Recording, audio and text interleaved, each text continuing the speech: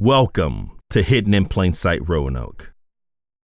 History exists in every city, no matter what monuments stand. Hidden in Plain Sight helps us revere and learn from that which may be just under our feet. Come with us back in time, a time when we can face the true narratives of our communities and learn from struggles of all sizes so we can move forward together.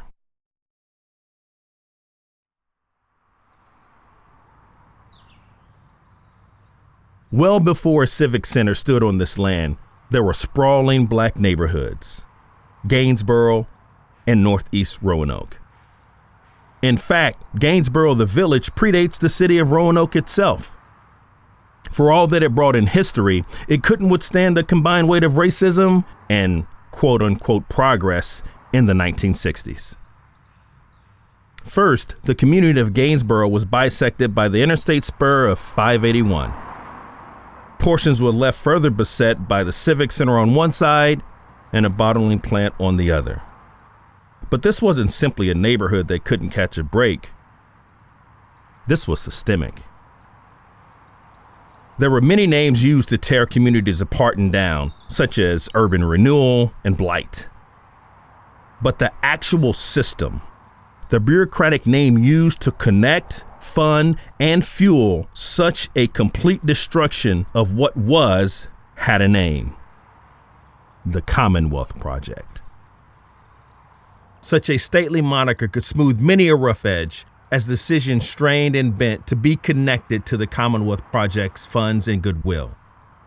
Even on August 26, 1963, when it was decided that the Civic Center everyone wanted would be placed on top of an entire section of a community.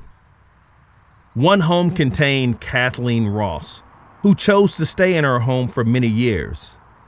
The city's parking lot had to be built around her until they finally were able to trade her house for 35 parking spaces. Over 1,000 homes were systemically destroyed in the name of the Commonwealth Project. Even in areas where blight had supposedly been raised, black families who had built new homes found their deeds withheld by a housing authority who refused to meet or take their calls. They found it easier to destroy a house whose owner didn't have a deed. The Commonwealth Project allowed egregious decisions to pull federal dollars and hide outcomes under federal and regional needs. If you thought the efforts to destroy communities stopped at the living, let's visit a small cemetery not far from the Civic Center.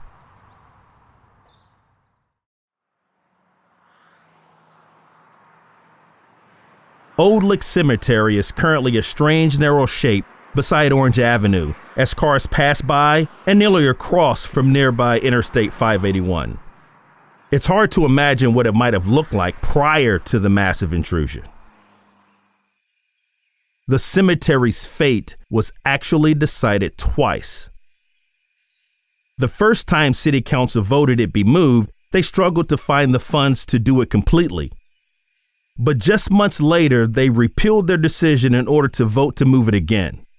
This time under, you guessed it, the Commonwealth Project, in order to use federal funds allotted for the building of Interstate 581.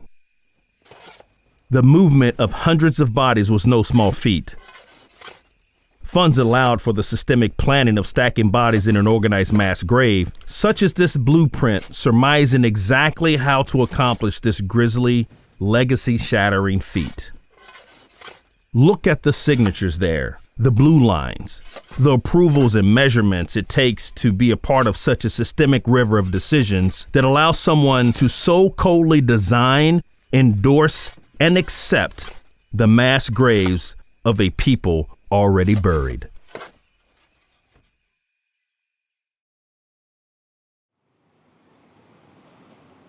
A more living monument to Gainesboro's vitality lay in the buildings along Henry Street. Imagine with me the bustle of a single street that over time contained over 200 black businesses. You very well might have ridden down this street in a black-owned taxi cab, to a black-owned theater, and spent the night in a black-owned hotel. It wasn't just black businesses. Nearby, the Hunting Life Saving and First Aid Crew operated, the first all-black volunteer rescue squad in the United States. This was a community invested in itself. And for a time, it flourished, but didn't last. And thanks to the massive changes in store for black life in Roanoke, from ongoing systemic racism, a kind of death by 1,000 cuts from day-to-day life, to entire communities divided and destroyed by Commonwealth projects that felt connected to a bigger and bigger system the average family was powerless to stop. Black folks in Roanoke needed a way to take a break from it all.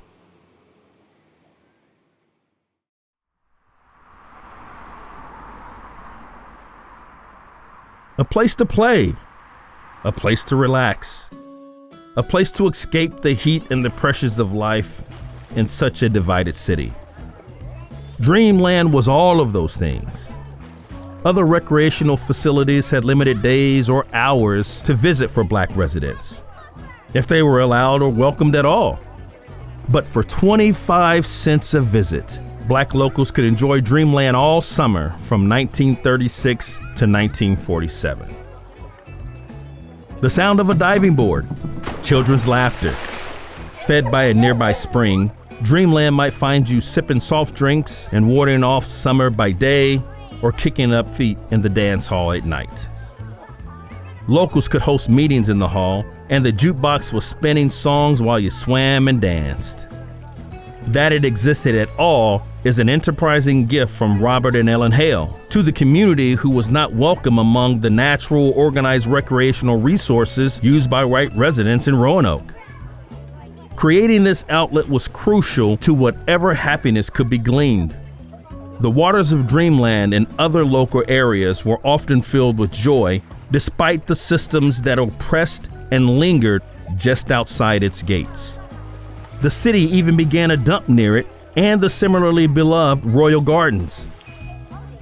While the widening of what is now Orange Avenue filled in its pool, for a time, Dreamland was as perfect as its name.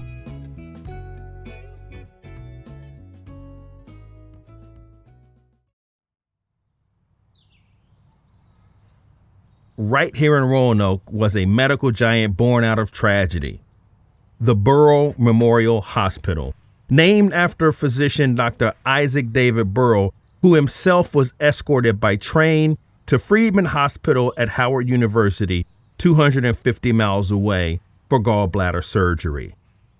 This was in 1914, and during the days of Jim Crow segregation, when black citizens were not admitted to Roanoke's established hospitals.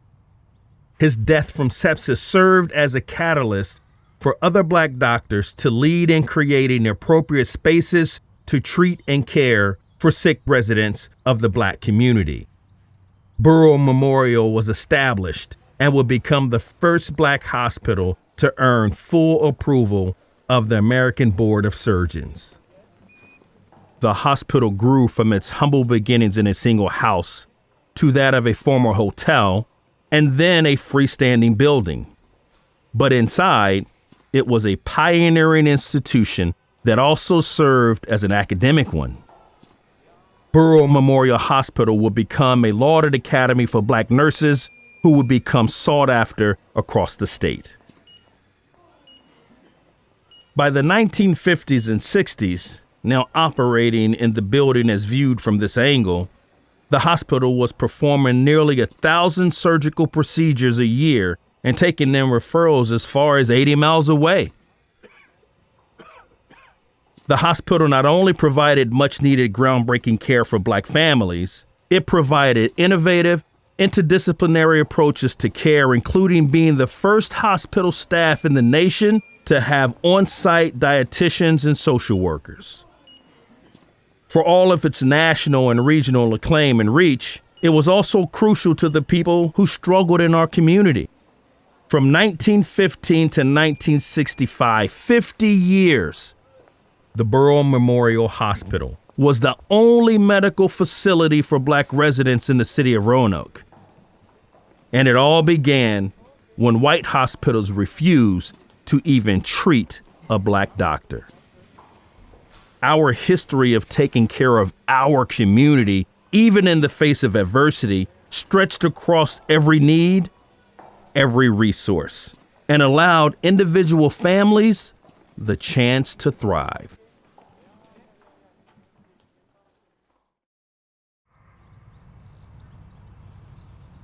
I want you to go further back in time with me to meet one such family.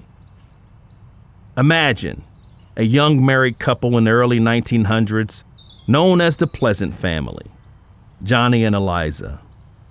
Every day, Johnny left their rented home on 12th Street in the village of Gainsboro, said goodbye to their kids, and went to work at Roanoke's growing railroad yards. Each day, he would have passed a small plot of land on 11th Street, where he might have daydreamed of building a home he and his wife could own. With enough money saved, Johnny and Eliza would do just that, building a home on 11th where they would raise their large family together. In many ways, Johnny and Eliza were like any other family in Roanoke, working and living in a community where desire could meet opportunity. Unfortunately, the Pleasant family could not plan for the tragedy that would befall them as Eliza died in childbirth. Afterward, Johnny made the difficult decision to move from the home he and Eliza had built with their 10 children in order to be closer to family. One of those children, the 4-year-old daughter Loretta, would later go by Henrietta. Eliza and Johnny Pleasant's daughter is better known to the world as Henrietta Lacks, whose surreptitiously taken immortal HeLa cells would be known world over as keys to medical research. The city of Roanoke is proud to recognize her story and contribution with a special statue in the center of the city. The statue serves as a reminder not only of the global impact Henrietta cells have had, but also that this is a personal story.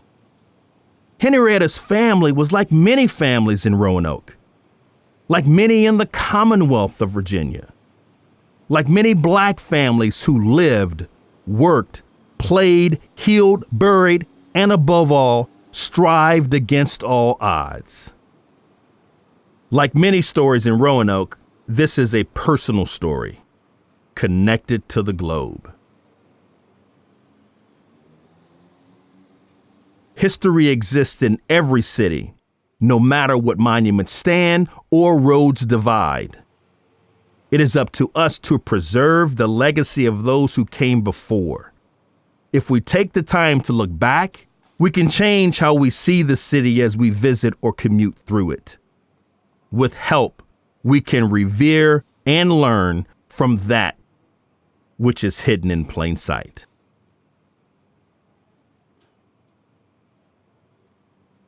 Hidden in Plain Sight Roanoke would like to thank the many organizations and individuals who contributed to its success.